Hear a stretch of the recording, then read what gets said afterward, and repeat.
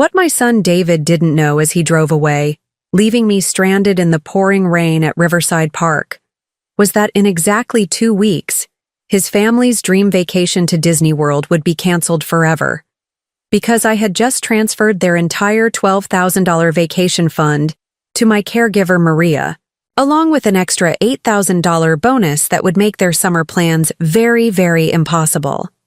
Before we dive into this incredible story of family neglect and justice served ice cold, make sure to hit that like button. Drop a comment telling me about the most disrespectful thing a family member has ever done to you, and subscribe because you're going to want to see how this plays out. Trust me, this story will restore your faith that sometimes good people do get the last laugh, and sometimes the people who take care of you deserve it more than the people who should. My name is Eleanor Whitman. I'm 72 years old, and this story begins 8 months ago when my world changed in ways that would test everything I thought I knew about family loyalty and what it means to truly care for someone. But more importantly, it's a story about discovering that sometimes the family you choose is more valuable than the family you're born with. For 43 years, I had been married to Dr. James Whitman, a respected cardiologist who built one of the most successful medical practices in Portland, Oregon. While James saved lives at Portland General Hospital and his private practice, I spent 38 years as the head administrator for Cascade Children's Foundation, a nonprofit organization that provided medical equipment and support services to families with chronically ill children. We lived a purposeful, meaningful life in our beautiful Tudor-style home in the prestigious Laurelhurst neighborhood, a house we purchased in 1981 and spent decades turning into a showcase of Pacific Northwest elegance. But let me be absolutely clear about something from the start. I wasn't just Dr. Whitman's wife or David's mother. I was a woman with my own accomplishments, my own expertise, and my own carefully managed financial portfolio that most people, including my own family, never bothered to understand or truly appreciate. This distinction would become crucial when my son started making assumptions about my capabilities and my resources. I held a master's degree in nonprofit administration from Portland State University, graduating magna cum laude in 1979. For nearly 4 decades, I managed a staff of 23 employees at Cascade Children's Foundation, growing it from a small local charity that operated out of a converted garage into a regional powerhouse that served over 15,000 families annually across Oregon, Washington, and Northern California. During my tenure, I personally secured grants totaling over $2.8 million from federal agencies, private foundations, and corporate sponsors. I established partnerships with every major hospital in the Pacific Northwest, developed relationships with medical equipment manufacturers that saved families millions in costs, and created programs that became models for pediatric support services nationwide. The Foundation's Family Advocacy Program, which I designed and implemented, was eventually adopted by similar organizations in 12 other states. I spoke fluent Spanish and conversational Mandarin, skills I'd developed to better serve our diverse client families. I had traveled extensively throughout Asia and South America for international medical conferences, representing the Foundation at symposiums on global pediatric healthcare access. I understood the intricacies of medical billing, insurance negotiations, and healthcare advocacy in ways that extended far beyond basic administrative knowledge.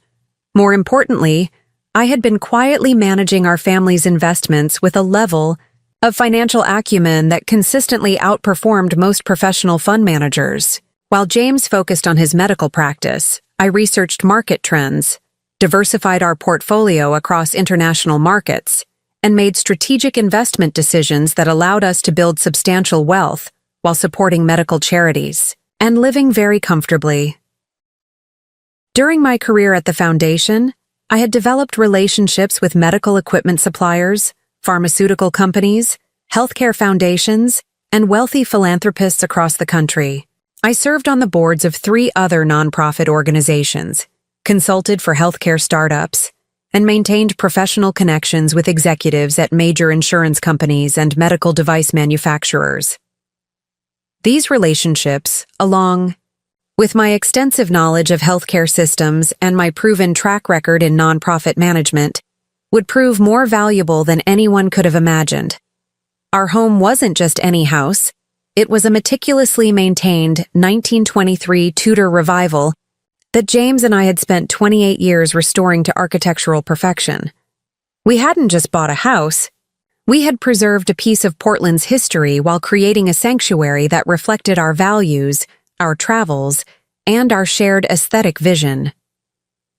The house sat on a corner lot in Laurelhurst's most coveted section, surrounded by mature Douglas, firs, Japanese maples, and a carefully designed garden that bloomed in successive waves from early spring through late fall.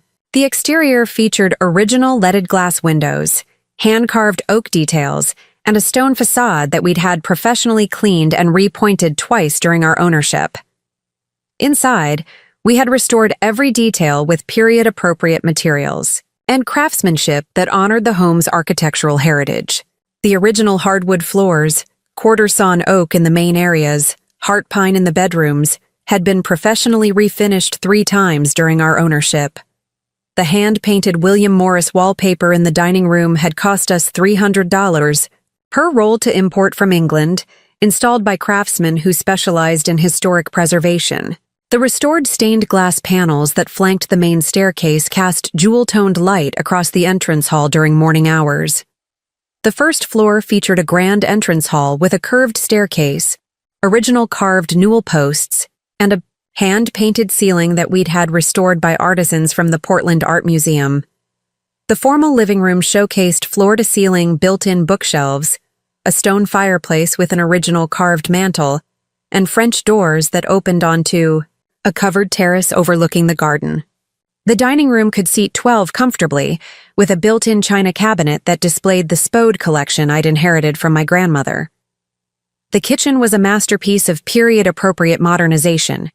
We'd installed professional-grade appliances while maintaining the room's 1920s character with original cabinetry that we'd had refinished, vintage-style tile work, and a breakfast nook with built-in banquettes upholstered in William Morris fabric that coordinated with the dining room wallpaper. My pride and joy was the sunroom library that James had designed specifically for my book collection and home office needs.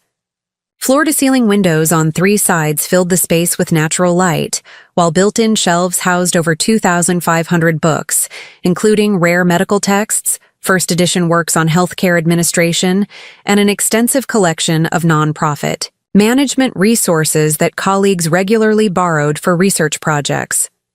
The second floor had 4 bedrooms, including the master suite with its own sitting area, walk-in closet, and marble bathroom, featuring a clawfoot tub that we'd found at an architectural salvage yard and had professionally restored. 2 additional full bathrooms showcased original tile work that we'd spent months cleaning and regrouting to restore to its original luster. The 3rd floor had been converted into a spacious office and guest suite where I could work from home, when needed, complete with a Murphy bed for overnight guests and built-in storage for my professional files and foundation materials. Even the basement was beautifully finished, with a recreation room that James had used for his model train hobby, a temperature-controlled wine cellar that housed our collection of Pacific Northwest vintages, and extensive storage areas with custom-built shelving systems. But here's what made this house truly special. Every renovation, every improvement, every piece of furniture and artwork had been carefully chosen and paid for by James and me over nearly 3 decades. We had invested not just our money, but our weekends, our vacation time, our research efforts, and our shared vision into creating something beautiful, functional, and lasting. This wasn't just a house. It was the physical manifestation of our life together, our values, and our commitment to quality and beauty. More importantly, this house was entirely mine. When James passed away 4 years ago after a massive heart attack, the irony wasn't lost on me that the cardiologist who had saved so many hearts couldn't save his own. He left everything to me in his will without any complications, conditions, or shared ownership arrangements. This wasn't an accident, oversight, or default decision. James and I had worked closely with our estate attorney, Patricia Hernandez, who had been our friend and legal advisor for over 15 years. We had spent considerable time and thought planning our estate to ensure that whoever survived would have complete control over our assets and complete security for their remaining years. James insisted that everything go to me because, as he put it during one of our detailed planning sessions, Eleanor has been the financial strategist of this family since day one. She understands money, investments, long-term planning, and nonprofit financial management better than most professional advisors I work with. If something happens to me, I want her to have complete control over everything we've built together. He was absolutely right. While James focused on his medical practice, his patients, and the life-saving work that gave his career meaning, I had been the one researching investment opportunities, managing our retirement planning, coordinating with our financial advisor, and making the strategic decisions that allowed us to build substantial wealth while supporting the medical charities we cared about and living very comfortably. I had taught myself to read financial statements, understand market trends, and evaluate investment opportunities. I subscribed to financial publications, attended investment seminars, and maintained relationships with financial advisors at 3 different firms to ensure we were getting the best possible advice and opportunities. I understood tax implications, estate planning strategies, and long-term wealth preservation in ways that impressed our accountant and financial planner. By the time James died, our net worth was approximately $3.8 million. Wealth that we had, built together through careful planning, smart investments, and disciplined spending over 4 decades of marriage. The house was worth $1.2 million according to recent comparable sales in Laurelhurst.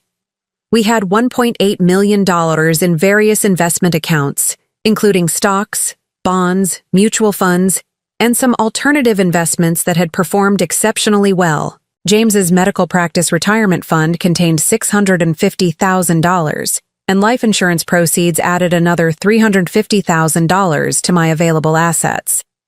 We also owned a small vacation cabin on the Oregon coast near Cannon Beach, worth approximately $280,000, that we had purchased 15 years earlier as a weekend retreat. The cabin provided occasional rental income when we weren't using it, and it held sentimental value as the place where we had celebrated our wedding anniversaries and hosted family gatherings.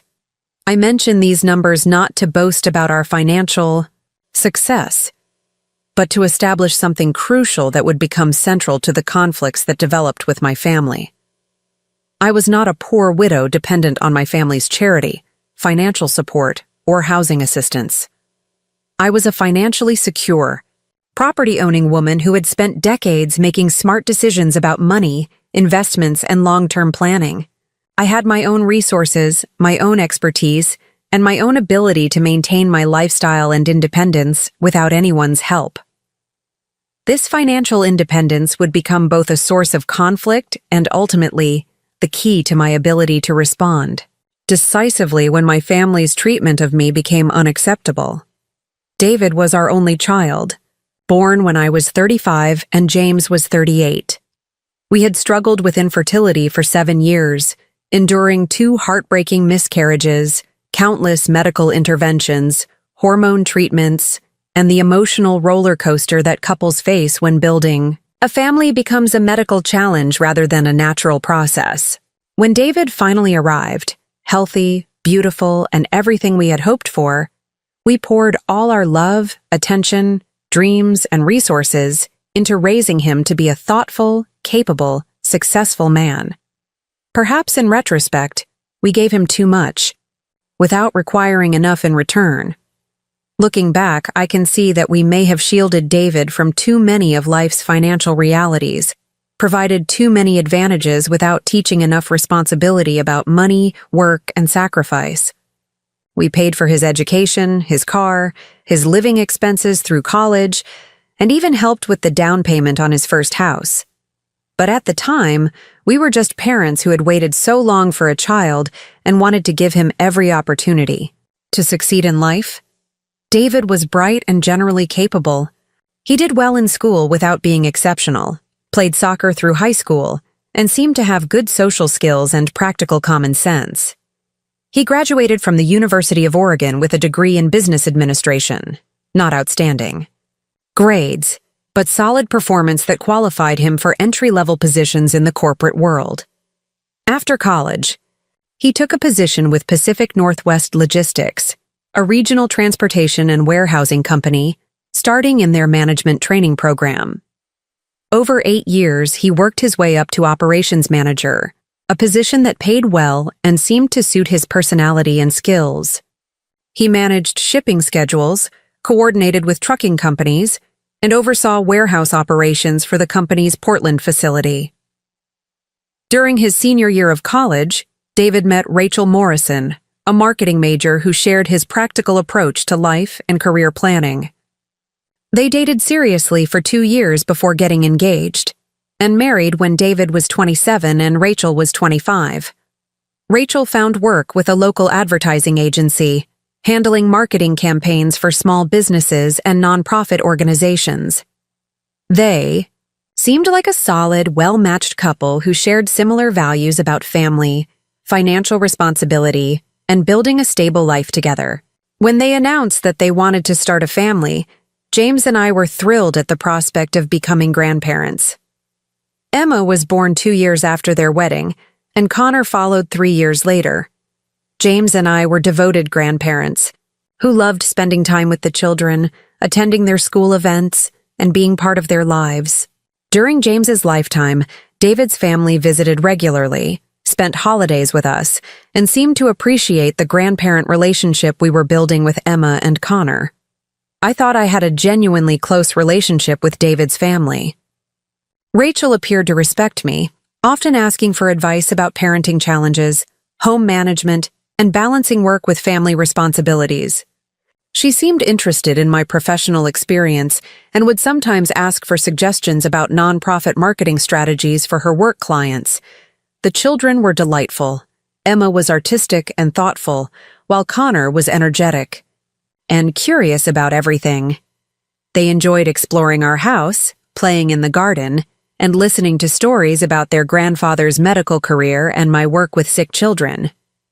James and I felt blessed to be such an active part of their lives. During holidays and family gatherings, we established traditions that everyone seemed to enjoy. Elaborate Thanksgiving dinners that I prepared with Rachel's help, Christmas mornings, where the children opened presents under our 12-foot tree, summer barbecues on our terrace where James would grill salmon while I prepared side dishes, and the children played in the garden. David seemed grateful for our involvement in his family's life and appreciative of the financial help we occasionally provided, contributing to Emma's dance lessons, helping with Connor's soccer expenses, and giving generous birthday and Christmas gifts that we could easily afford and enjoyed providing. But something began to change after James died, and it wasn't for the better. The shifts were subtle at first, but they accelerated over the months following the funeral in ways that gradually revealed a side of David's character that I hadn't fully recognized before. The first sign of trouble came about 6 months after James's funeral, during a family dinner at my house. I had prepared one of David's favorite meals, pot roast with vegetables, exactly the way I'd been making it since he was a child. And we were having what I thought was a pleasant conversation about Emma's school performance and Connor's upcoming baseball season. "Mom, this house is really too big for one person," David said suddenly, looking around the dining room as if he were evaluating it for the first time. "Don't you think it might be time to consider something more manageable?" I was surprised by the comment and the timing. We had been talking about the children's activities, and his observation about my housing situation seemed to come out of nowhere. "I manage it just fine, David. I've been managing this house for 28 years, including the 4 years since your father died. But the maintenance costs must be enormous," he continued, setting down his fork and focusing on me with what seemed like genuine concern. "The property taxes alone must be killing you. And honestly, Mom, you're not getting any younger. What happens if you can't handle the physical demands of maintaining this place?" Rachel joined the conversation with what appeared to be supportive concern. David's right, Eleanor. We worry about you rattling around in this big place all by yourself. Have you thought about those nice senior communities? Some of them are really lovely, like fancy resorts with activities and social opportunities. I was puzzled by this sudden interest in my housing situation. I was 68 years old at the time, in excellent health, physically active, and perfectly capable of maintaining my home with the help of professional landscaping and cleaning services when needed. The house wasn't a burden. It was my sanctuary, my connection to James, and the place where I felt most comfortable and secure. I'm not ready to move to a senior community, I said carefully. This is my home. James and I built our life here, and I'm not interested in leaving. But Mom, David pressed, his tone taking on a note of persistence that made me uncomfortable. Wouldn't it be nice to have built-in activities and social opportunities with people your own age? You could join book clubs, take art classes, make new friends who share your interests, and think about the equity you could free up by selling this place. The mention of equity was interesting and troubling.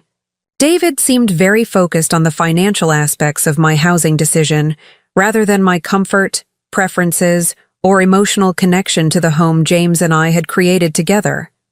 I have plenty of social opportunities through my volunteer work. And my book club, I said. And I don't need to free up equity. I'm financially comfortable exactly where I am. Are you sure about that? Rachel asked, with what seemed like gentle concern but felt slightly presumptuous. Maintaining a house this size must be expensive, especially on a fixed income. We just want to make sure you're thinking realistically about long-term costs. The phrase fixed income irritated me because it revealed how little they understood about my financial situation. I wasn't on a fixed income. I had a diversified investment portfolio, rental income from the beach cabin, and more liquid assets than most families accumulate in a lifetime. These conversations continued sporadically over the following months, always framed as concern for my well-being, but increasingly focused on practical and financial considerations rather than my actual needs or desires. David would mention articles he'd read about seniors aging in place versus moving to communities designed for older adults. Rachel would share stories about friends whose elderly parents had made the transition to senior living and were so much happier, with less responsibility and more social interaction. What I didn't realize at the time was that David and Rachel were developing their own financial pressures that would soon make my resources look very attractive to them as potential solutions to problems they were creating for themselves. Because while I was grieving my husband, adjusting to widowhood, and trying to maintain my independence and dignity, they were making some very expensive decisions about their lifestyle, their children's activities, and their plans for the future. Decisions that required funding sources they didn't quite have access to. And when people start looking at your assets as solutions to their problems, family relationships can become very complicated, very manipulative, and very ugly, very quickly. Thiram. Beautiful house that James and I had spent decades creating would soon become the center of a conflict that would test everything I thought I knew about family loyalty, parental duty, and what my son really thought of the woman who had raised him, supported him, and given him every advantage in life.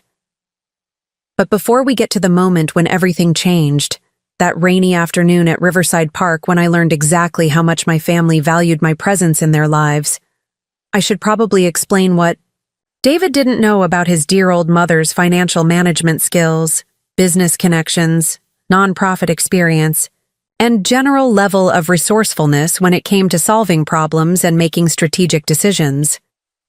Because while he was making assumptions about my capabilities and developing plans that involved my money and my property, I had been making some very interesting decisions about investments, charitable giving, estate planning, and the kind of legacy I wanted to leave behind. Decisions that would soon become very relevant to his vacation planning, his family's summer expectations, and his understanding of who really had the power to make financial decisions in our family. What I didn't anticipate during those first months after James's death was how quickly David and Rachel would transition from expressing concern about my well-being to actively managing my life decisions without my input. It started with small suggestions about how I could optimize my daily routine, but gradually evolved into something that felt more like supervision than family support. The shift became apparent about 10 months after James's funeral, when I mentioned during a family dinner that I had been experiencing some minor balance issues that occasionally made me unsteady on stairs or when getting up quickly from sitting positions. It wasn't serious. My doctor had explained that it was likely related to medication adjustments following a routine procedure I'd had to remove a small cyst from my inner ear. But it was noticeable enough that I had decided to be more cautious about certain activities. "Mom, that's exactly what I've been worried about," David said immediately, exchanging one of those meaningful glances with Rachel that I was beginning to recognize as their standard communication method for discussing my situation. "You shouldn't be living alone in a house with all those stairs if you're having balance problems. It's not serious, David. Dr. Patterson says it should resolve completely within a few weeks as my inner ear heals from the procedure." "But what if it doesn't? What if you fall and hurt yourself? Who would even know if something happened to you?" Rachel leaned forward with the kind of earnest expression that I had learned usually preceded suggestions I wouldn't like. "Eleanor, have you considered getting some help around the house?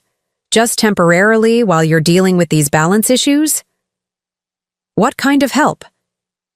"Well, maybe someone who could come in a few days a week to help with cleaning, grocery shopping, meal preparation. Things that require a lot of movement or lifting, just until you're feeling more stable." The suggestion wasn't unreasonable, and honestly, I had been thinking about hiring some additional household help even before the balance issues developed. Maintaining a house the size of ours required more physical energy than it had when James was alive to share the responsibilities. "I suppose that might be helpful," I said. "Do you have any suggestions for finding reliable household help?" "Actually," Rachel said, brightening with obvious relief that I was being receptive to the idea, "I have a friend whose mother hired this wonderful woman who does companionship and light housekeeping. Her name is Maria Rodriguez, and she's supposed to be absolutely fantastic. Very reliable, trustworthy, and experienced with seniors." The word seniors stung a little, but I decided not to comment on Rachel's characterization of my demographic status. "What exactly does companionship and light housekeeping involve?" "Oh, just basic things," Rachel said quickly. "Meal preparation, light cleaning, grocery shopping, maybe some organization projects, and she could provide company during the day so you wouldn't be alone so much." David nodded enthusiastically. "It would give us all peace of mind knowing that someone reliable was checking on you regularly." I agreed to meet with Maria Rodriguez, though primarily because I was genuinely interested in having some household help rather than because I felt I needed supervision or companionship. What I didn't anticipate was how significantly this decision would change my daily life, my perspective on family relationships, and ultimately my response to David and Rachel's evolving expectations about my future. Maria arrived for our interview on a rainy Tuesday morning in early March, and I liked her immediately. She was 54 years old, originally from Guatemala, and had lived in Portland for over 20 years. She spoke excellent English with a slight accent, dressed professionally in clean slacks and a cardigan, and had a warm, genuine manner that felt comfortable rather than overly familiar. "Mrs. Whitman," she said as I invited her into the living room, "your daughter-in-law Rachel explained that you recently lost your husband and might appreciate some help with household tasks." I appreciated that she began the conversation by acknowledging James's death rather than ignoring it or tiptoeing around the subject, as many people seem to do. "Yes, it's been almost a year now, and I'm finding that maintaining this house requires more energy than it used to." That's very understandable. Grief affects us physically as well as emotionally, and adjusting to managing a household alone takes time. Maria's acknowledgement of the emotional aspects of my situation felt genuine and respectful rather than patronizing. She wasn't treating me like an elderly person who needed care. She was treating me like a woman who had experienced a significant loss and was adapting to changed circumstances. Rachel mentioned that you have experience with companionship services. What does that typically involve? It depends entirely on what each client needs and wants, Maria said. Some people want help with cleaning and meal preparation. Others prefer companionship during daily activities like grocery shopping or medical appointments. Some clients just want someone in the house during the day for security and peace of mind. And what would you recommend for my situation? Maria looked around the living room, taking note of the family photographs, the well-maintained furniture, and the general organization of the space. From what I can see, you maintain your home beautifully and seem very capable of independent living. If I were working with you, I would focus on whatever tasks you find most tiring or time-consuming, so you can spend your energy on activities you enjoy more. I was impressed by Maria's assessment. Rather than assuming I needed comprehensive care or supervision, she was suggesting a partnership approach, where she would handle tasks that would free me to pursue other interests. What kind of experience do you have? I've been providing household and companionship services for 12 years, Maria said. I have clients ranging from working professionals who need help with time-consuming household tasks to older adults who want assistance maintaining their independence at home. Are you comfortable working with someone who doesn't need extensive personal care? Mrs. Whitman, my goal is always to help my clients live the life they want to live, whatever that looks like. If you want to maintain your independence and just need help with specific tasks, that's exactly what I'll provide. We spent another 30 minutes discussing practical details, scheduling, compensation, responsibilities, and expectations. Maria was clear about her availability, professional about discussing payment, and realistic about what she could accomplish during her work hours. What impressed me most was that she asked thoughtful questions about my preferences rather than making assumptions about what I needed. She wanted to know about my daily routine, which household tasks I enjoyed versus which ones felt like chores, and what kinds of activities I valued most. I should mention, Maria said as we concluded the interview, that I have other clients who have become like family to me over the years. I take pride in my work, and I care about the people I work for. If you decide to hire me, I'll do everything I can to make your life easier and more enjoyable. I hired Maria on the spot, initially for 3 days a week, Mondays, Wednesdays, and Fridays from 9 a.m. to 3 p.m. We agreed that she would handle grocery shopping, meal preparation, light housekeeping, and any other tasks that would help me maintain my home and my independence. What I didn't anticipate was how quickly Maria would become not just an employee, but a genuine friend whose presence would enrich my life in ways I hadn't expected. Maria began working for me the following Monday, and from the very first day, it was clear that she approached her work with a level of care and attention that went far beyond basic job requirements. She arrived promptly at 9 a.m., professionally dressed and carrying a small notebook where she had written questions about my preferences for everything from grocery brands to cleaning products. Rather than assuming she knew best, she wanted to understand exactly how I preferred things to be done. Mrs. Whitman, would you mind showing me around the kitchen so I can understand your organization system? She asked. I want to make sure that when I put things away, you'll be able to find them easily.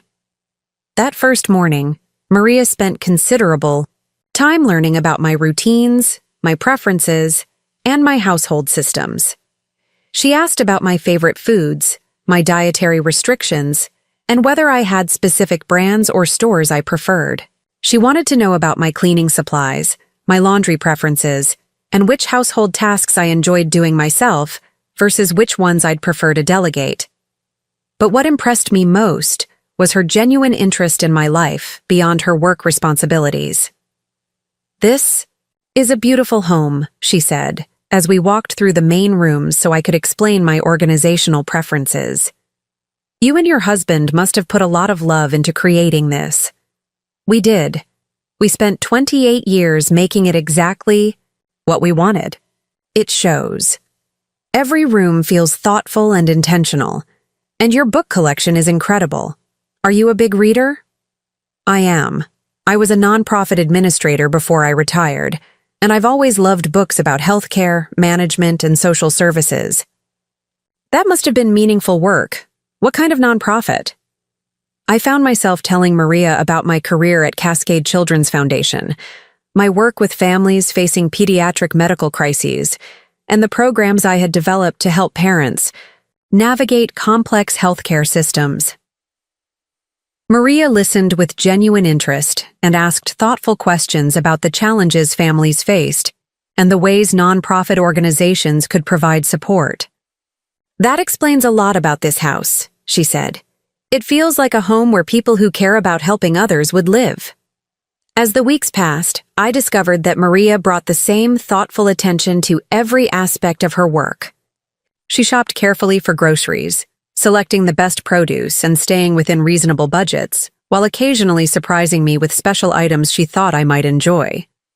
She prepared meals that were not only nutritious and delicious, but also beautifully presented and accompanied by her own touches.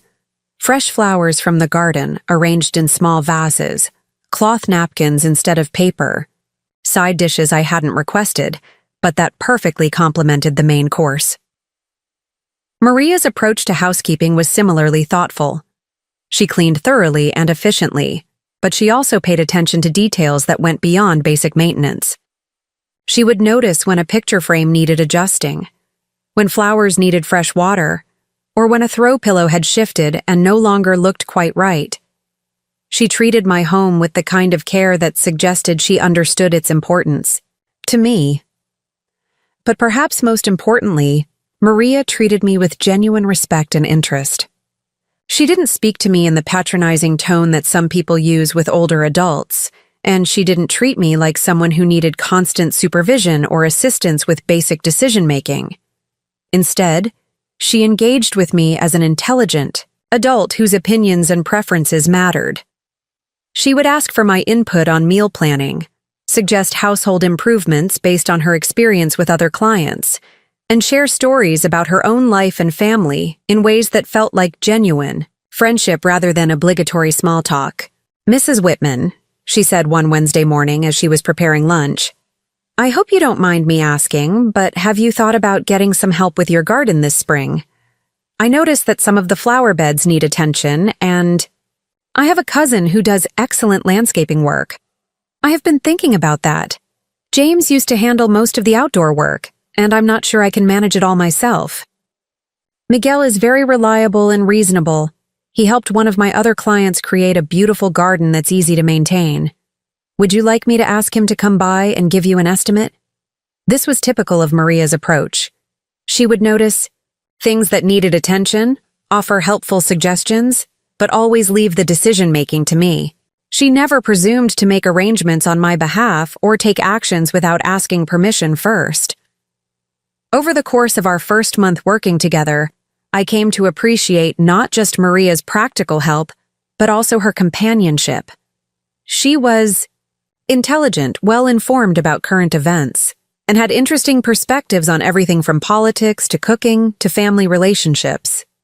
"My daughter is about your age," she told me one day as we were discussing the challenges of adult children trying to balance their own families with caring for aging parents.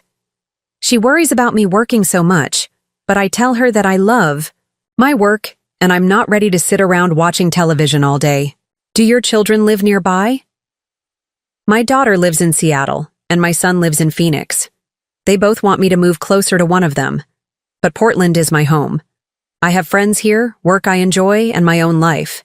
Just because I'm getting older doesn't mean I want to give up my independence."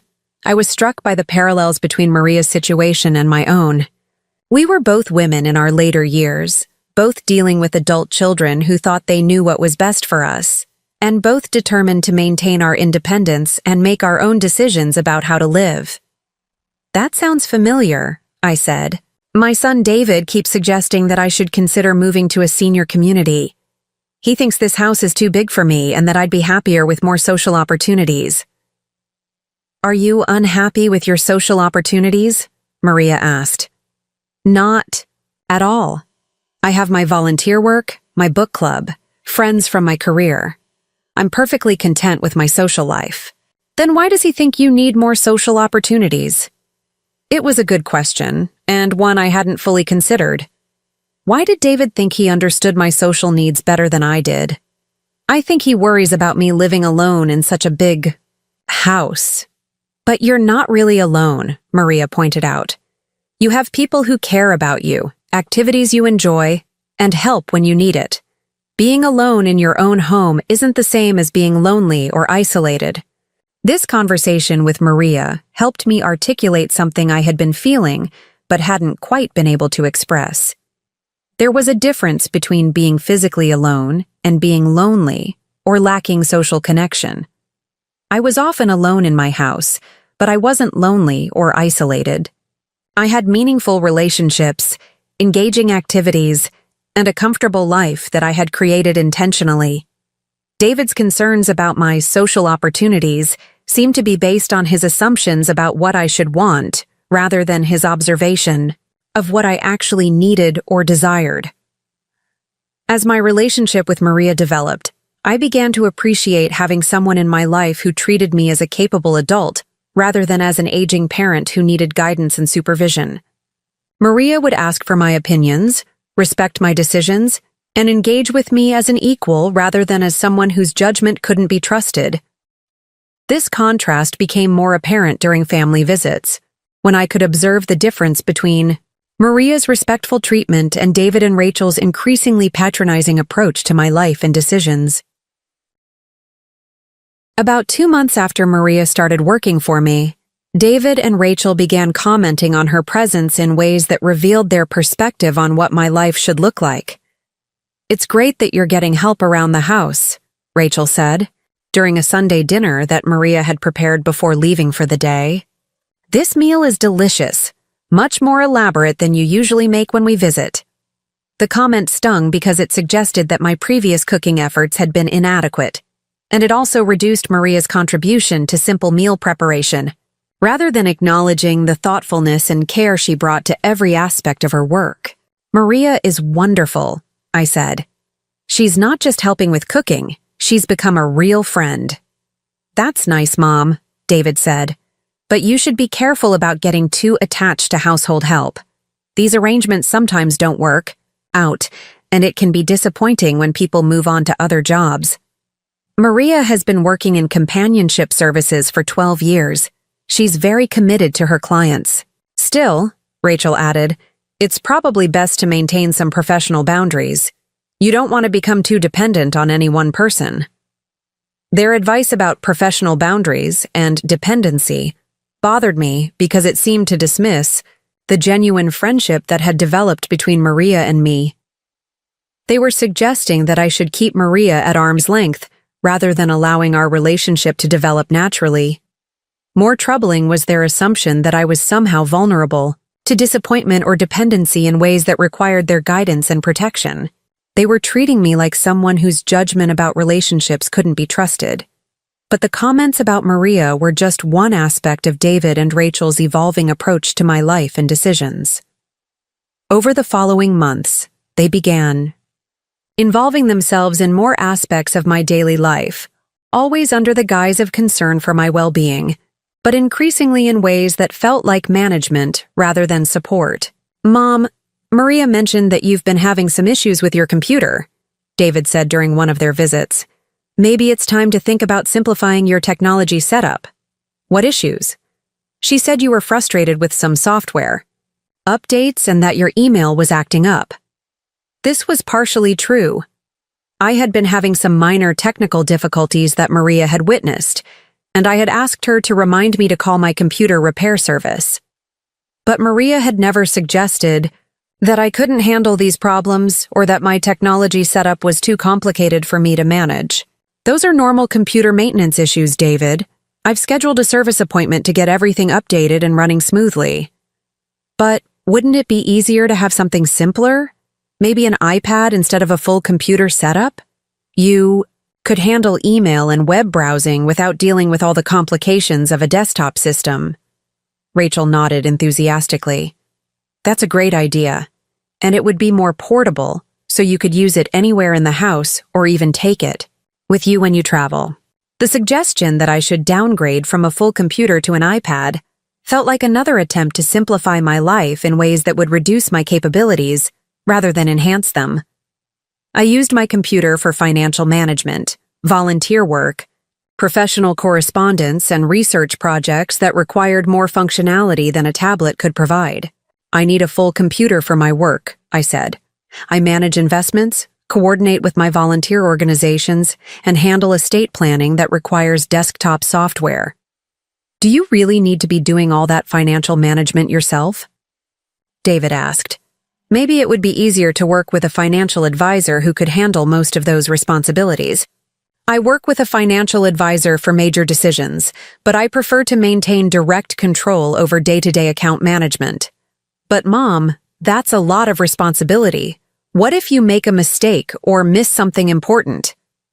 The suggestion that I might make a mistake with financial management was particularly irritating, given that I had been successfully managing our family's investments for over 20 years with consistently strong performance. I've been managing these investments longer than you've been married, David. I think I can handle the responsibility. I know you've done well in the past, but managing money gets more complicated as we get older. Wouldn't it be nice to have less financial responsibility and more time for activities you enjoy? This conversation pattern was becoming familiar. David and Rachel would identify something I was managing successfully, suggest that it was too complicated or demanding for someone my age, and propose solutions that would transfer control to other people while supposedly making my life easier and less stressful. But what they consistently failed to acknowledge was that I enjoyed managing my investments, coordinating my volunteer work, and maintaining control over my financial and professional responsibilities. These activities weren't burdens I wanted to escape. They were sources of satisfaction and evidence of my continued competence and independence. Their suggestions felt less like helpful support and more like efforts to gradually reduce my autonomy and decision-making authority in preparation for some future arrangement where they would have more control over my life and resources. But perhaps most troubling was how their attitude toward Maria began to change as our friendship deepened and as Maria became more integrated into my daily life and household management. Initially, David and Rachel had been enthusiastic about Maria's presence because they saw her as a solution to their concerns about my living alone and managing household responsibilities. But as weeks passed and they observed how much I valued Maria's companionship and how capable she was of providing the support I needed, their enthusiasm began to shift toward something that felt more like suspicion. How much are you paying Maria? Rachel asked one evening after Maria had left for the day. We agreed on $15 an hour for the work she does. $15 an hour seems pretty expensive for housekeeping and companionship. It's reasonable for the level of service she provides. Maria does much more than basic housekeeping. She manages grocery shopping, meal planning, household organization, and provides genuine companionship. But $15 an hour adds up to a lot of money over time. Are you sure you can afford that long term? The question about whether I could afford Maria's services was puzzling, given that Rachel knew I was financially comfortable and that Maria's weekly wages represented a tiny fraction of my monthly income. I can easily afford Maria's services, and they're worth every penny. I just worry that you might be overpaying because you like her personally, David said. Sometimes people take advantage of generous employers, especially when they know their clients have become attached to them. The suggestion that Maria might be taking advantage of me was both offensive and revealing. David seemed to assume that my positive relationship with Maria indicated poor judgment on my part, rather than recognition of genuine value in her services. Maria isn't taking advantage of me, David. She's providing excellent service and has become a trusted friend. That's what concerns me, Rachel said. When professional relationships become personal, it can create complications. What if Maria starts asking for loans, or expecting expensive gifts, or making demands that go beyond her job responsibilities? Maria has never asked for anything beyond fair compensation for her work. She's one of the most professional and reliable people I've ever worked with, for now, David said. But people's behavior can change when they realize their employers are vulnerable and generous. The word vulnerable was particularly offensive because it revealed how David viewed my ability to manage relationships and make decisions about people in my life. He was suggesting that I was vulnerable to manipulation because of my age, my widow status, or my generous nature, rather than acknowledging that I was perfectly capable of evaluating Maria's character and managing our professional relationship. But these conversations about Maria were just one aspect of a broader pattern that was becoming increasingly clear. David and Rachel were systematically questioning my judgment, my capabilities, and my decision-making authority in ways that suggested they believed I needed their guidance and supervision rather than their support and respect. They were treating me less like a competent adult who had successfully managed a career, a household, and substantial financial resources for decades, and more like someone whose judgment couldn't be trusted and whose decisions required their approval or oversight. What they didn't realize was that their condescending treatment was pushing me toward greater appreciation for people like Maria, who treated me with the respect and consideration I deserved. And what they definitely didn't know was that Maria and I had begun having conversations about family relationships, elder care, and the importance of maintaining dignity and autonomy as we age, conversations that were giving me new perspectives on my relationship with David and Rachel, and new ideas about what I did and didn't want to accept from family members who claimed to care about my well-being. Because Maria understood something that David and Rachel apparently didn't, that caring for someone doesn't mean taking control of their life, and that support doesn't require undermining someone's confidence in their own judgment and capabilities.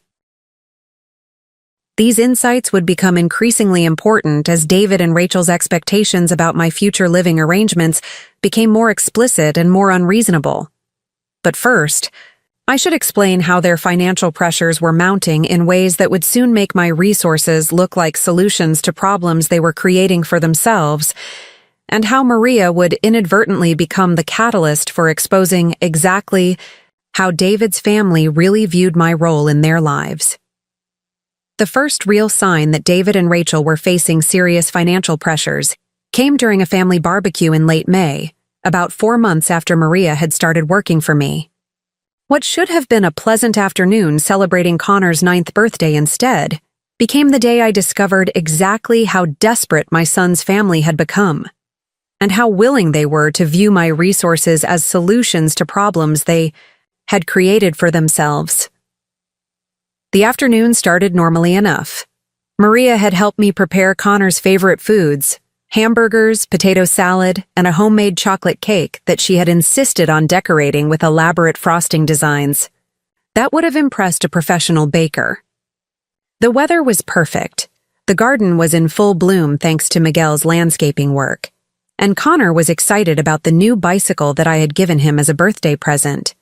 But about an hour into the celebration, while the children were playing in the backyard and Maria was cleaning up the kitchen, I overheard a hushed but intense conversation between David and Rachel near the garden shed. "We have to talk to her soon," Rachel was saying in a voice tight with stress. "The payment is due in 6 weeks, and we don't have anywhere near enough saved." "I know, but I don't know how to bring it up without sounding like we're asking for money," David replied. "We are asking for money, David. That's exactly what we're doing.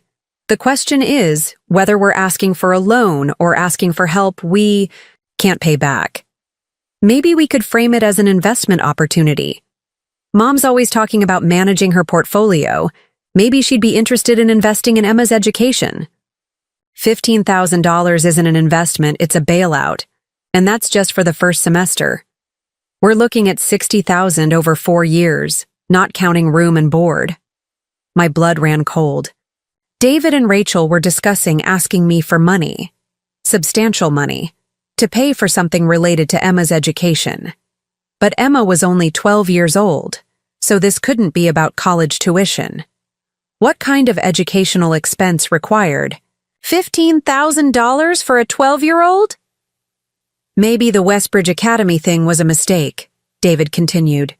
Maybe we should have stuck with public school and saved the money for college. Westbridge Academy. I knew about Westbridge. It was the most exclusive private school in Portland, with tuition that rivaled small colleges and a reputation for serving the children of tech executives, investment bankers, and other extremely wealthy families. David and Rachel had apparently enrolled Emma in a school that cost $15,000 per semester, without having the financial resources to pay for it. We can't back out now, Rachel said. Emma's already been accepted. She's excited about starting in the fall, and we've told everyone about it. Besides, Westbridge will give her opportunities that public school can't match. Then we need to figure out how to pay for it. And Connor will want the same opportunities in a few years. That's why we need to talk to your mother. She has plenty of money, and this is her grandchildren's education we're talking about. Surely she'd want to help give them the best possible start in life. I continued listening, horrified by what I was hearing. David and Rachel had made an expensive educational decision for Emma without having the money to pay for it, and they were planning to ask me to cover the costs because they assumed I would feel obligated to help my grandchildren. How much do you think we should ask for? David asked. Maybe we should ask her to cover the full 4 years for Emma, and then Connor when he's ready. If we're going to have this conversation, we might as well be comprehensive about it. Rachel, that's like $250,000 when you include both kids. Your mother has almost $4 million in assets. $250,000 is barely 6% of her net worth. She could afford it without making any significant changes to her lifestyle. I was stunned. They had apparently researched my financial situation carefully enough to know my approximate net worth, and they had calculated exactly what percentage of my wealth they were planning to request. This wasn't a spontaneous idea born of sudden financial stress. This was a calculated plan based on detailed knowledge of my assets. But what if she says no? Then we'll have to figure out another approach. Maybe we could ask her to co-sign a loan or provide a partial contribution. But David, we have to try. This is Emma's future we're talking about. And if Mom starts asking questions about how we got into this situation, we tell her the truth, that we want to give our children the best possible education, and that sometimes doing the right thing for your family requires making financial sacrifices. The conversation continued for a few more minutes, with David and Rachel strategizing about how to present their request in ways that would make me feel obligated to help, while minimizing questions about their financial management decisions.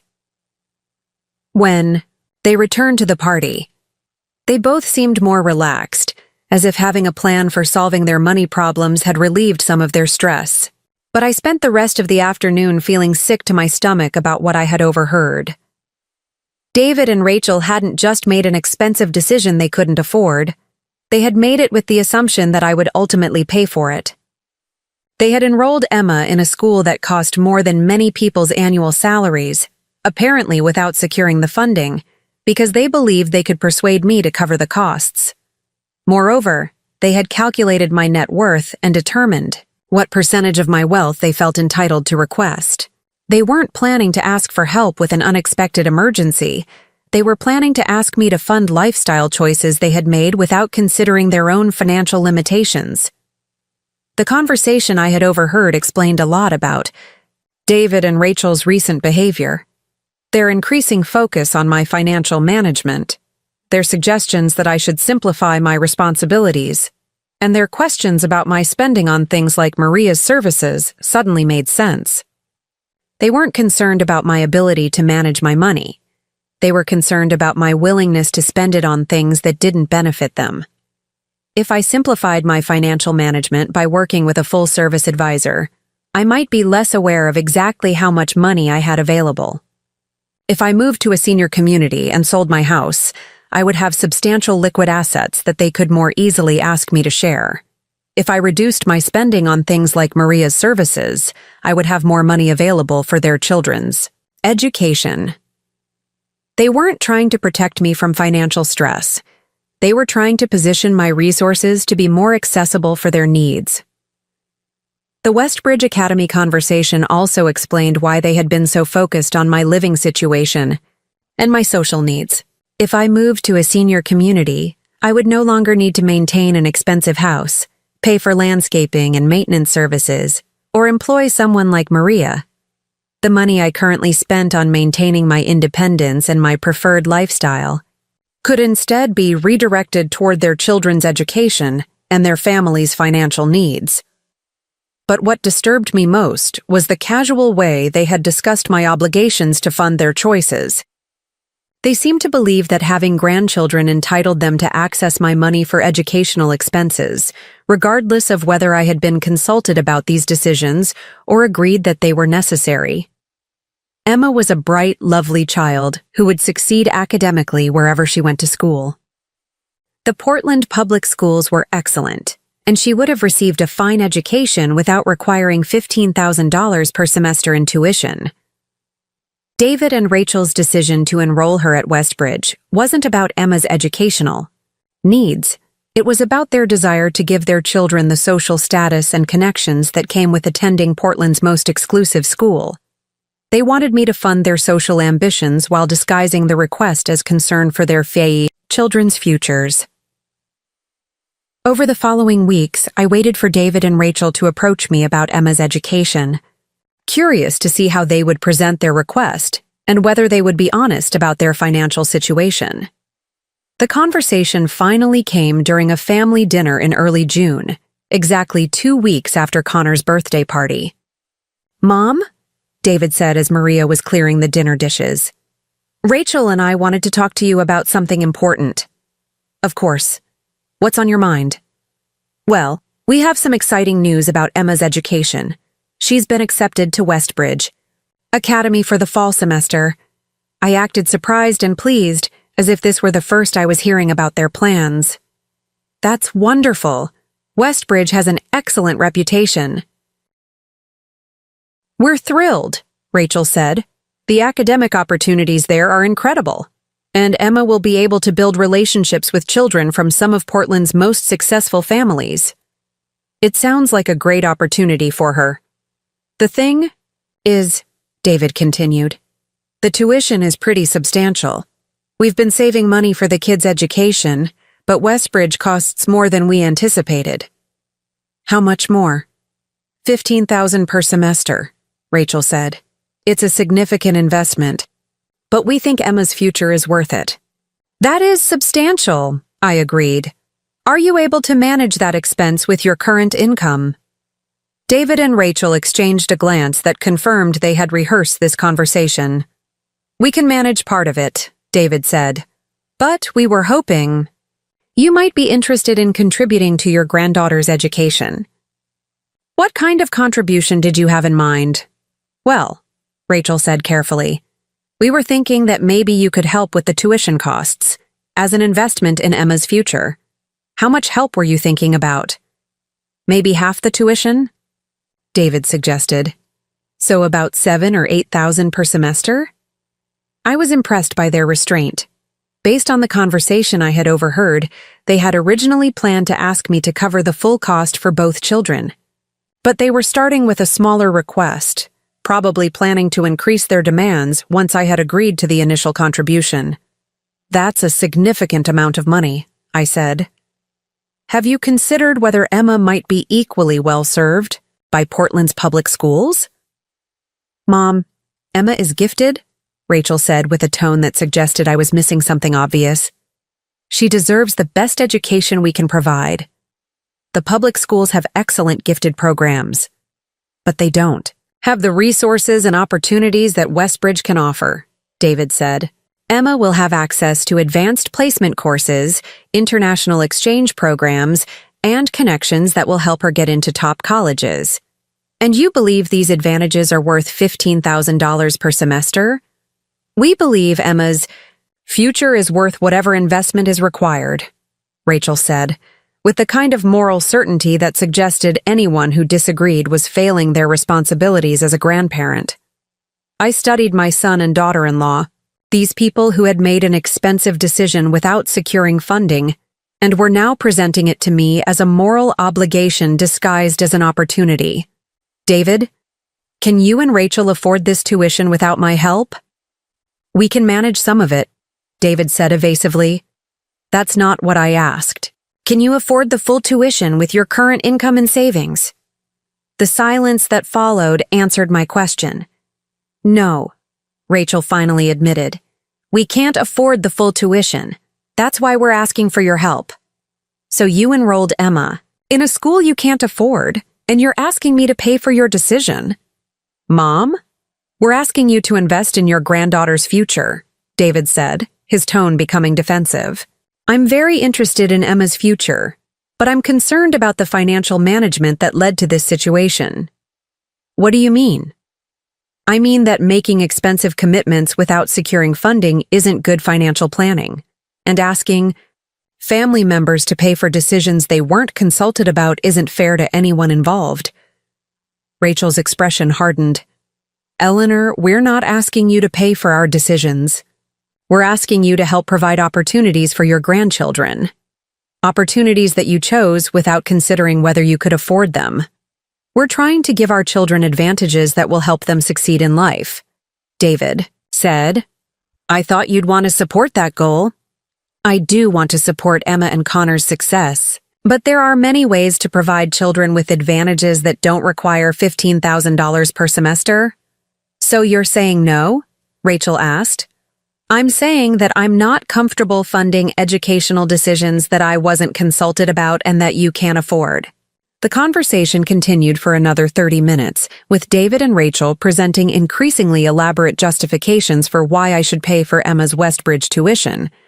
They talked about family loyalty, grandparental responsibilities, and the importance of giving children every possible advantage. But what they never acknowledged was that they had made this decision unilaterally, without consulting me about whether I thought it was necessary or wise, and without securing the funding required to follow through on their commitment. They had simply assumed that I would pay for their choices because I had the money, and because refusing would make me seem like a grandmother who didn't care about her grandchildren's futures. By the end of the conversation, David and Rachel were clearly frustrated by my lack of enthusiasm for their request. They had expected me to be honored by the opportunity to invest in Emma's education, and my questions about their financial planning had apparently struck them as selfish and unsupportive. Mom, I'm disappointed, David said as they prepared to leave. I thought you'd be more supportive of our efforts to provide the best possible opportunities for your grandchildren. I am supportive of Emma and Connor.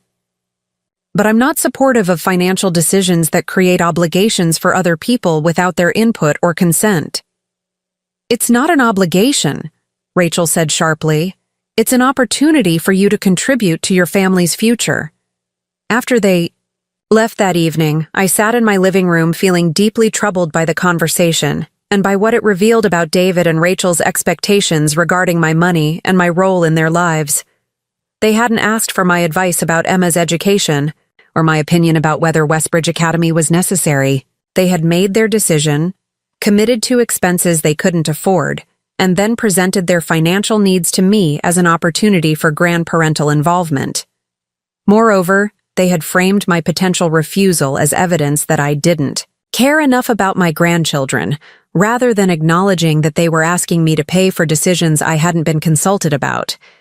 The entire conversation felt manipulative and presumptuous in ways that reminded me of the tactics they had been using to manage other aspects of my life. They would make decisions about what I needed or what would be best for me, and then present those decisions as opportunities for me to be cooperative and reasonable. But the Westbridge Academy situation was just the beginning of a pattern that would escalate dramatically over the following months as David and Rachel's financial pressures mounted, and their expectations about my resources became increasingly unreasonable. Because what I learned over the next few weeks was that Emma's education was just one of several expensive decisions they had made without adequate funding. They were also planning an elaborate vacation to Disney World for the entire family, complete with deluxe resort accommodations, character dining experiences, and park tickets that would cost nearly $12,000 for their family of 4. They had booked this vacation for late July, apparently planning to use money they expected to save by having me pay for Emma's tuition. When I declined to fund her Westbridge education, they suddenly found themselves committed to expensive vacation plans they could no longer afford. But rather than canceling or modifying their vacation plans, David and Rachel decided to approach me with an even more presumptuous request, one that would reveal exactly how entitled they felt to my money and how little they respected my autonomy and decision-making authority. The conversation about the vacation happened during what was supposed to be a pleasant family outing to Riverside Park in early July. David had suggested that we take the children to the park for a picnic, and I had agreed, thinking it would be a nice opportunity to spend time with Emma and Connor in a relaxed outdoor setting. Maria had helped me prepare sandwiches, fruit salad, and cookies for the picnic, and we had all piled into David's SUV for the short drive to the park.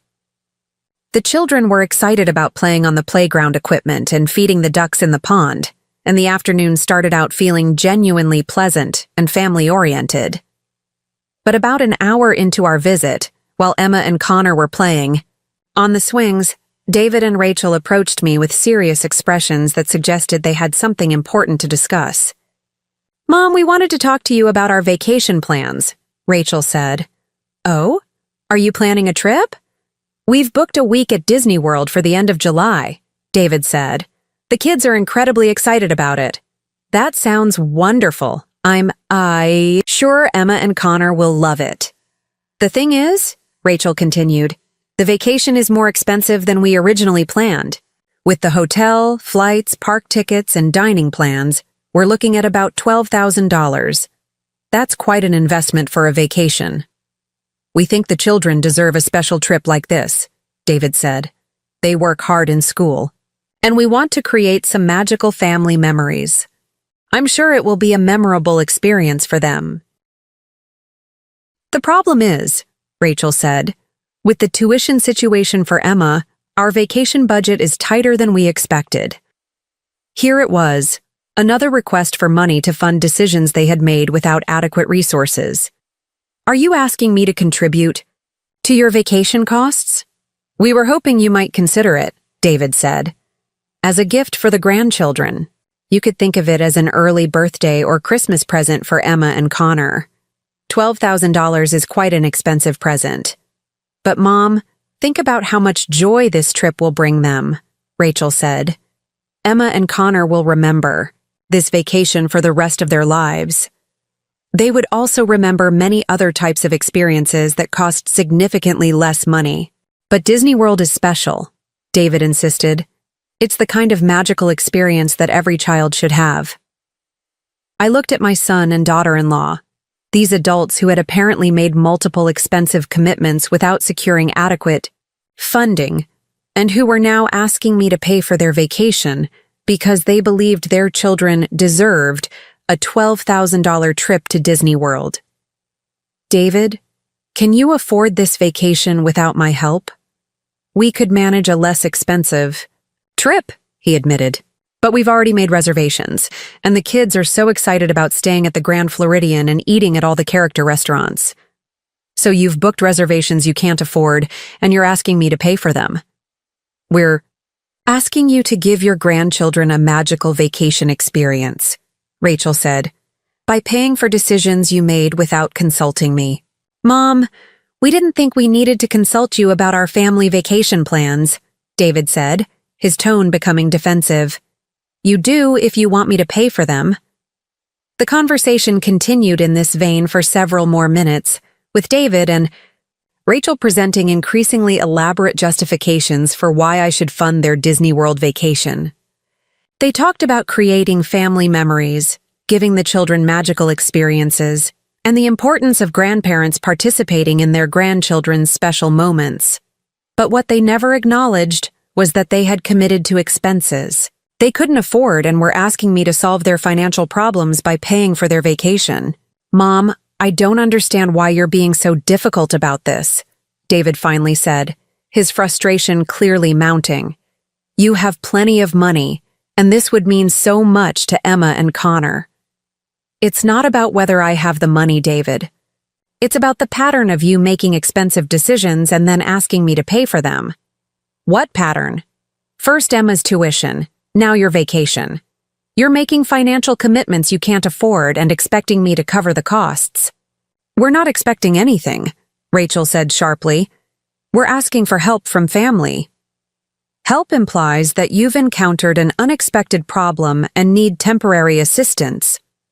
What you're describing is asking me to fund lifestyle choices you've made without adequate resources. So you're saying no to both the tuition and the vacation? David asked. I'm saying that I'm not comfortable being treated like a bank account for funding decisions I wasn't consulted about. The expression on David's face when I said this was unlike anything I had ever seen from him before. It wasn't just disappointment or frustration. It was anger mixed with something that looked almost like contempt. Fine, he said coldly. I guess we know where we stand. What does that mean?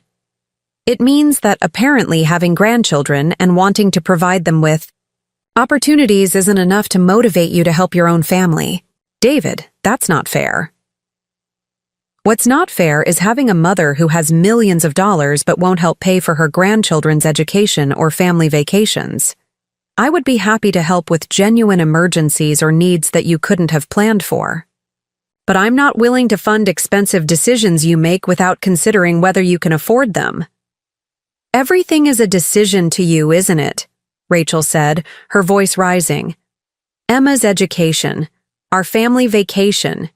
You act like these are frivolous luxuries instead of important investments in our children's lives. I act like these are expensive commitments that require adequate funding before they're made. You know what, Mom? David said, standing up from the picnic table where we had been sitting. Maybe Maria is right. What does Maria have to do with this? Maria told Rachel that she thought you were becoming more isolated and set in your ways since Dad died. Maybe she's right that you're losing perspective on what's important. I was shocked. Maria said that? She mentioned to Rachel that she was concerned about your social isolation and your reluctance to spend money on anything except household expenses. This was completely inconsistent with every conversation I had ever had with Maria, who had never expressed concerns about my social life or my spending habits. If anything, Maria had consistently supported my independence and my right to make my own decisions about how to live. When did Maria say this? A few weeks ago, Rachel said. She was concerned that you seemed resistant to suggestions about how to make your life more enjoyable and social. What suggestions? Like moving to a community with more activities, or being more generous with family members who could use your help. I stared at Rachel, realizing that either Maria had said things that were completely contrary to her usual attitude, or David and Rachel were lying about her comments to manipulate me into feeling guilty about my decisions. I find it hard to believe that Maria said those things. Why would we lie about it? David asked. I don't know, but I intend to ask Maria directly. Fine, Rachel said. Ask her. But don't be surprised if she confirms what we're telling you. The conversation ended there, with David and Rachel gathering up the picnic supplies and announcing that it was time to leave. Emma and Connor protested that they weren't ready to go, but David insisted that we needed to head home. As we were walking back to the parking lot, the sky began to darken with storm clouds that had been building all afternoon. By the time we reached David's SUV, it was starting to sprinkle, and thunder was rumbling in the distance. Looks like we're leaving just in time, David said as he helped the children into their car seats. Mom, do you want to ride in front? Rachel asked, but she was already getting into the passenger seat as she said it. That's fine, I said, assuming I would sit in the back with the children as I usually did during family outings. But as I approached the SUV, David closed the back doors after securing the children and walked around to the driver's side. Are you coming? He called to Rachel, who was already in the passenger seat. Wait, I said. Where am I supposed to sit? David looked at me with an expression I had never seen before. Cold, distant, and completely unsympathetic. Mom, I think you need to figure out your own transportation home. What? Rachel and I need to have a private conversation with the kids about our vacation plans, and frankly, I don't think you'd be comfortable listening to us explain why Grandma..." Eleanor decided not to help make their Disney World trip possible. I stood in the parking lot staring at my son in disbelief. "David, you're not seriously going to leave me here." "You're a capable, independent woman with plenty of money," he said, starting the engine. "I'm sure you can figure out how to get home. It's about to storm. Then you should probably call a taxi quickly." And with that, David put the SUV in reverse and backed out of the parking space, leaving me standing alone in the Riverside Park parking lot as the first heavy raindrops began to fall. I watched their taillights disappear around the corner as the storm opened up in earnest, soaking me within minutes. I stood there in the pouring rain, 72 years old, abandoned by my own son because I had refused to pay for his family's vacation. But as I stood there getting drenched, something crystallized in my mind with absolute clarity. This wasn't about money or vacations or educational opportunities. This was about David and Rachel believing that they were entitled to my resources and that refusing their demands was grounds for punishment and abandonment. They had left me stranded in a storm because I wouldn't fund their lifestyle choices. They had used my grandchildren as leverage to try to manipulate me into paying for decisions I hadn't been consulted about. And they had apparently lied about Maria's comments to try to make me feel guilty and isolated. I pulled out my phone and called Maria. "Mrs. Whitman, are you okay? You sound upset. Maria, I need you to pick me up at Riverside Park, and I need to ask you about a conversation you supposedly had with Rachel.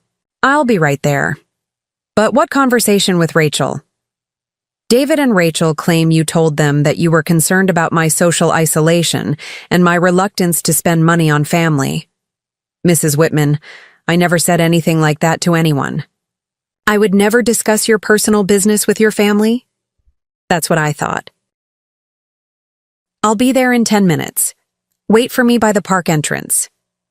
While I waited for Maria, standing under a small shelter that provided minimal protection from the rain, I made some decisions about my relationship with David and Rachel, about my financial resources, and about who deserved my generosity and support.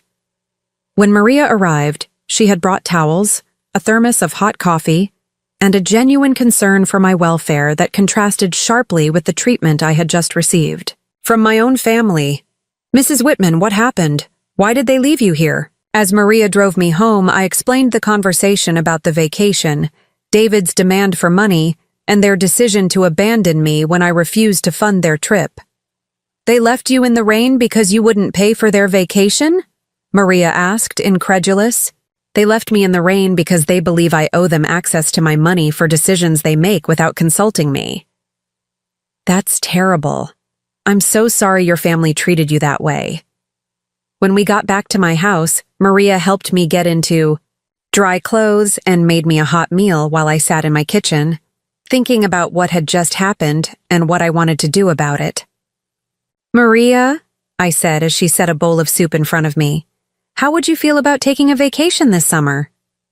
"A vacation?" "Mrs. Whitman, I can't afford to take time off for a vacation. What if I paid for it? A really nice vacation, somewhere you've always wanted to go." "Mrs. Whitman, that's incredibly generous, but I couldn't accept something like that." "What if I told you that I need to do something meaningful with money that I had been considering using for other people who turned out not to deserve it?" Maria looked at me carefully. "Are you thinking about the money your son wanted for his vacation?" "I'm thinking about a lot of things, including the fact that you've been more kind, respectful, and supportive to me in 6 months than my own family has been in the past year." That evening, while David and Rachel were presumably explaining to Emma and Connor why their Disney World vacation was being canceled, I sat at my computer and made some transfers that felt like the most satisfying financial decisions I had made in months. I transferred $12,000 from David's vacation fund, money I had been setting aside to help with family expenses if genuine needs arose, into Maria's checking account. along with an additional $8,000 as a bonus for exceptional service and genuine friendship. Then I wrote Maria a note explaining that the money was hers to use however she wanted: a vacation, home improvements, savings for her own, family's future, or anything else that would bring her joy and security. But what felt even better was the email I sent to David and Rachel. David and Rachel, after today's experience at Riverside Park, I've had time to reflect on our recent conversations about money, family obligations, and respect. I want you to know that I've decided to redirect the funds I had been saving for potential family assistance toward someone who has consistently treated me with kindness, respect, and genuine care. Maria Rodriguez, who has been providing household assistance and companionship for the past 6 months, has received a $20,000 gift that I hope will allow her to take the kind of vacation that creates lasting memories. I realize this means that Emma and Connor's Disney World trip will need to be canceled or significantly modified. I suggest you use this as an opportunity to teach them about the importance of living within their means and the difference between wants and needs. I also want to clarify something about Maria's supposed comments regarding my social isolation and spending habits. I spoke with Maria directly, and she never made any such comments to Rachel. I'm disappointed that you would fabricate conversations to try to manipulate me into feeling guilty about my financial decisions. Going forward, I hope we can rebuild our relationship on a foundation of mutual respect rather than assumptions about my obligations to fund decisions I'm not consulted about. However, I want to be clear that anyone who abandons a 72-year-old woman in a rainstorm because she won't pay for their vacation has demonstrated exactly how much they value that relationship. I suggest you think carefully about whether you want to continue treating me like a bank account or whether you'd prefer to rebuild a genuine family relationship based on love and respect rather than financial expectations. Eleanor, the responses came quickly. David called within an hour, furious. "Mom, you can't be serious. You gave $20,000 to the housekeeper instead of helping your own family? I gave $20,000 to someone who treats me with respect and kindness. Someone who has never lied to me, manipulated me, or abandoned me in a storm. But she's not family. She's more family to me than people who view me primarily as a source of funding for their lifestyle choices. Mom, you're being completely unreasonable. David, you left your 72-year-old mother stranded in a rainstorm because she wouldn't pay for your vacation. If that's your definition of reasonable, we have very different values." Rachel called the next day, crying. "Eleanor, you don't understand. We've already told the children about Disney World. How are we supposed to explain that Grandma chose to give our vacation money to a stranger? You can explain that you made vacation plans you couldn't afford, and that when Grandma wouldn't pay for your decisions, you abandoned her in a storm. Then you can explain that actions have consequences. But the children will be heartbroken. Then maybe you should have considered whether you could afford to make them promises before you made those promises. This is all about Maria, isn't it? She's turned you against your own family." Rachel, Maria has never said one negative word about you or David. This is about how you and David have chosen to treat me. The calls continued for several days, with David and Rachel alternating between anger, guilt-tripping, and attempts to negotiate some kind of compromise where I would give them partial funding for a modified vacation. But I had made my decision, and Maria had made hers. She used part of the money to take her daughter and grandchildren on a beautiful 2-week vacation to Guatemala, where she was able to show them the country where she had grown up and introduce them to relatives they had never met. She used another portion to make improvements to her own small house, creating a beautiful garden and updating her kitchen in ways that had been impossible on her normal income. And she saved the rest for her own retirement and her grandchildren's education, demonstrating the kind of financial responsibility that David and Rachel seemed incapable of learning. 6 months later, David called to apologize. "Mom, I know we handled everything wrong. The money, the vacation, leaving you at the park. All of it. What specifically did you handle wrong, David? We treated you like you owed us money instead of appreciating everything you've already done. For our family. And leaving you in the rain was inexcusable. And what have you learned from this experience? That making financial commitments we can't afford and expecting other people to pay for them isn't fair to anyone. And that family relationships should be based on love and respect, not financial expectations. And Emma's education? Emma is doing great in public school. She's in the gifted program, and she's happy with her friends and teachers. We realized that Westbridge wasn't necessary for her to get an excellent education. And your family vacations? We took a camping trip to the Oregon coast instead of Disney World. The kids loved it, and we didn't go into debt or ask anyone else to pay for it. It was a good apology, and over time, David and I rebuilt our relationship on a foundation of mutual respect, rather than his assumption that he was entitled to my financial resources. Emma and Connor continued to thrive in public school, developing strong study habits and friendships without needing $15,000 tuition. They also learned to appreciate vacations that their parents could actually afford, and they never seemed to feel deprived of magical experiences. Most importantly, David and Rachel learned to make financial decisions based on their own resources, rather than their assumptions about what other people owed them. Maria continued working for me, but our relationship had evolved into something that felt more like family than employment.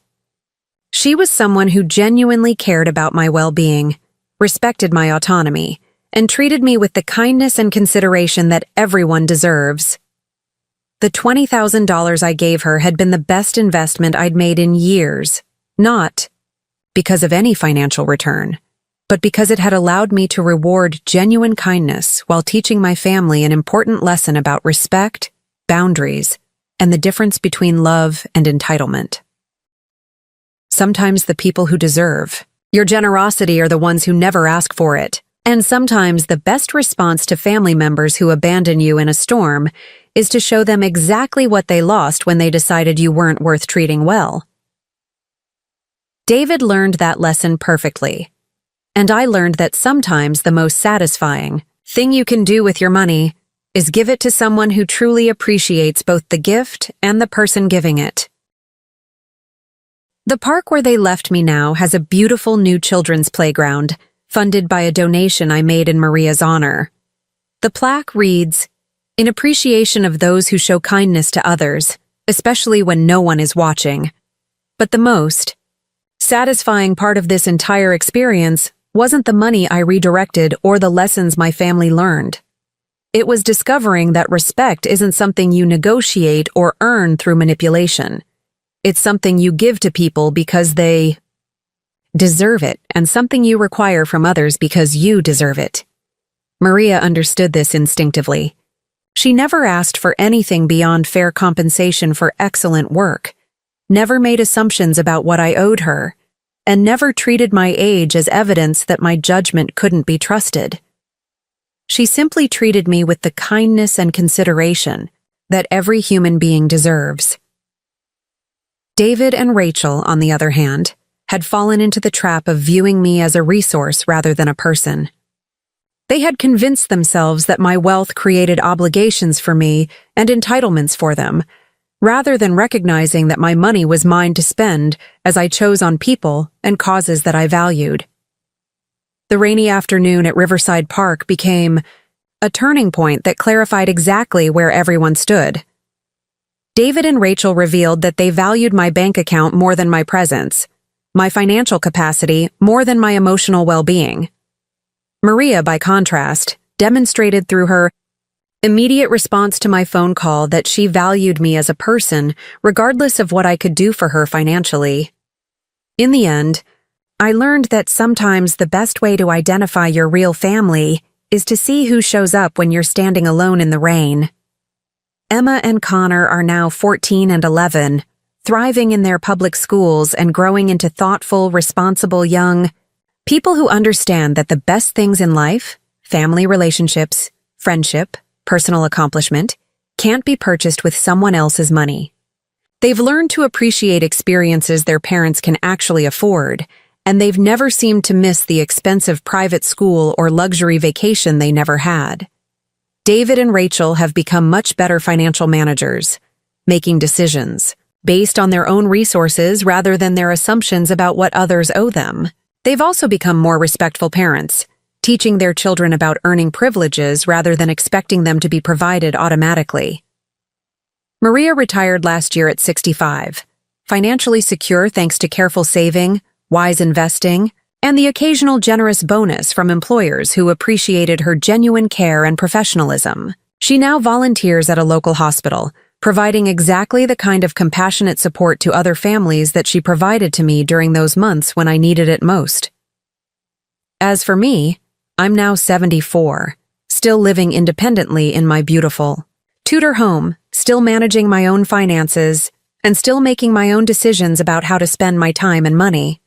I have a wonderful relationship with my grandchildren that's based on genuine affection rather than financial obligations, and a rebuilt relationship with David that's founded on mutual respect rather than his assumptions about my resources. Most importantly, I learned that it's never too late to reclaim your power, demand the respect you deserve, and redirect your generosity toward people who truly appreciate both the gift and the giver.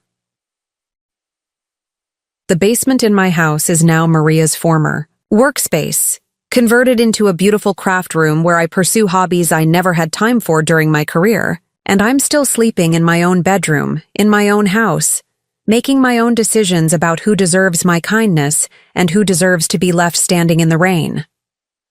What would you have done in my situation? Would you have funded the private school, tuition and Disney vacation? Or would you have made the same choice I did? Drop your thoughts in the comments below. And if this story of family boundaries and justice served cold resonated with you, make sure to hit that like button and subscribe for more incredible stories of people who turned the tables on those who underestimated them. Because remember, sometimes the people who deserve your generosity are the ones who never ask for it. And sometimes the most important lesson you can teach entitled family members is that your love doesn't come with a price tag, but your respect definitely has to be earned. It's never too late to choose kindness over obligation, genuine relationships over financial manipulation, and people who value you as a person over people who value you as a bank account. Maria taught me that. And David learned it the hard way, standing in his own driveway, realizing that abandoning someone in a storm says more about your character than any amount of money ever could. Up next, you've got 2 more standout stories right on your screen. If this one hit the mark, you won't want to pass these up. Just click and check them out. And don't forget to subscribe and turn on the notification bell so you don't miss any upload from us.